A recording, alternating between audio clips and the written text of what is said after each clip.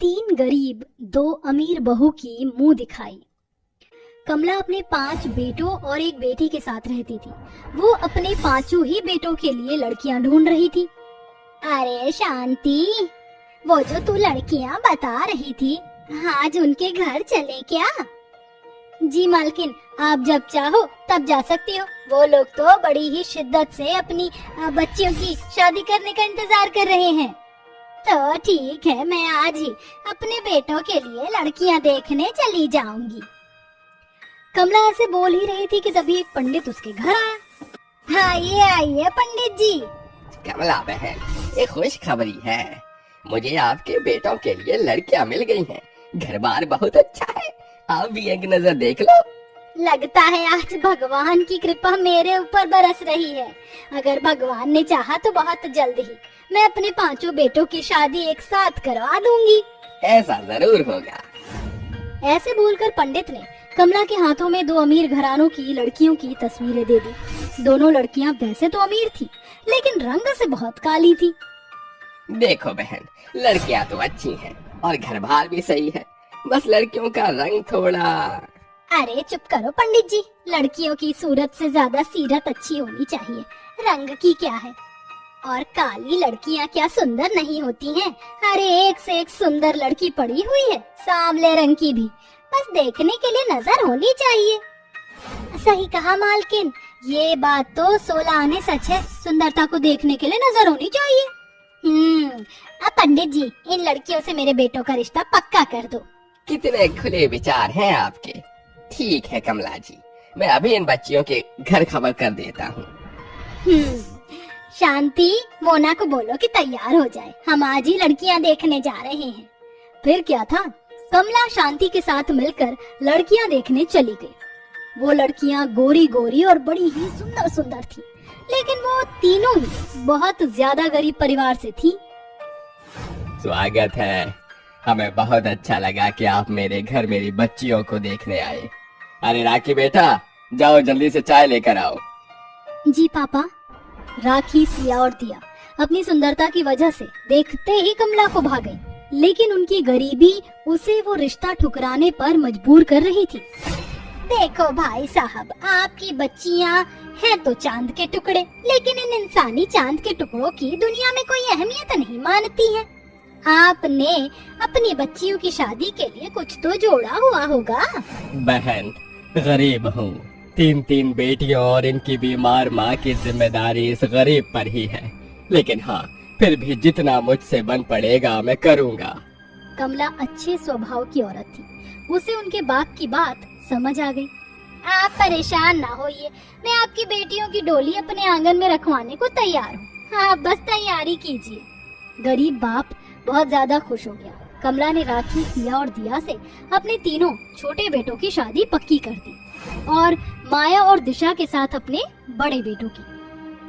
देखते ही देखते दिन बीत गए और आज 5 ही बेटों की शादी का दिन आ गया। कमला ने बड़े ही धूमधाम से अपने बेटों की शादी करवाई। कमला की काली और अमीर बहुएं तो अपने साथ ढेरों दहेज लाई थी, जिसकी वजह से वो बहुत ज्यादा खुश थी।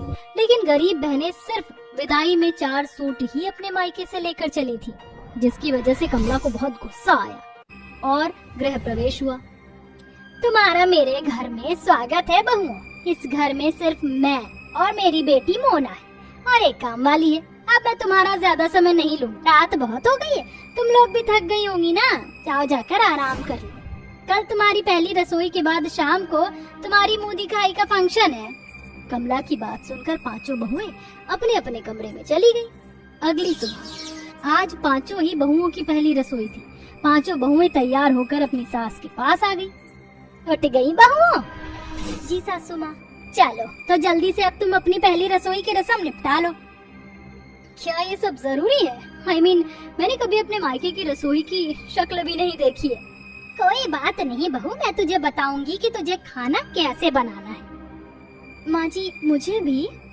चुप कर, अब ये मत कहना कि तुझे भी खाना बनाना नहीं आता। अरे नालायक, तुम्हारे बाप को बिना दहेज तुम्हें विदा करते हुए तो शर्म नहीं आई?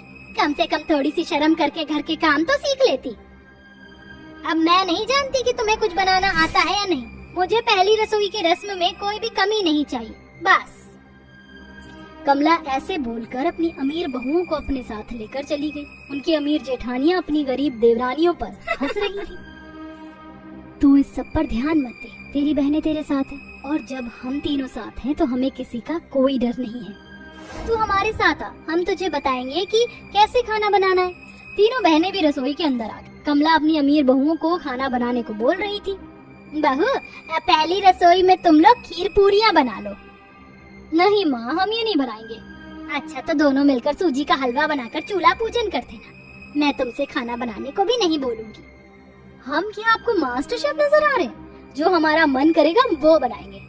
आप यहाँ से जाइए। अमीर बहुओं ने हेकड़ी दिखाकर अपनी सास को भगा दिया।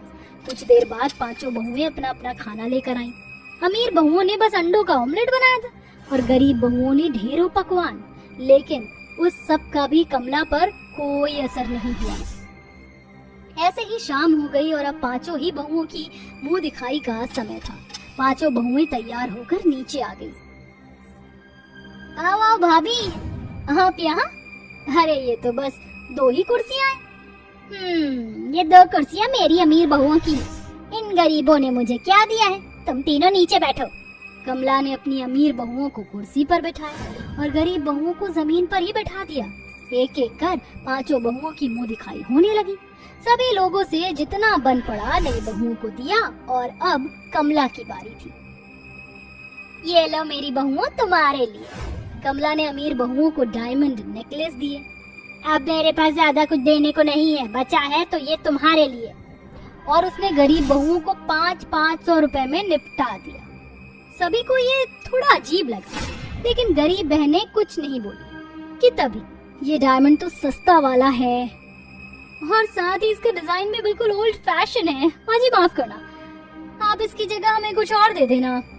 अमीर बहुएं बेशर्मों की तरह मुंह दिखाई के फंक्शन से उठकर चली गई। कमला को ये सब जरा भी अच्छा नहीं लगा। सारे मेहमान बातें बनाने लगे। अरे कमला, ये कैसी बहुएं ढूंढी है तूने? सभी मेहमान ऐसे ही मजाक बनाने लगे कि तभी दिया बोल पड़ी।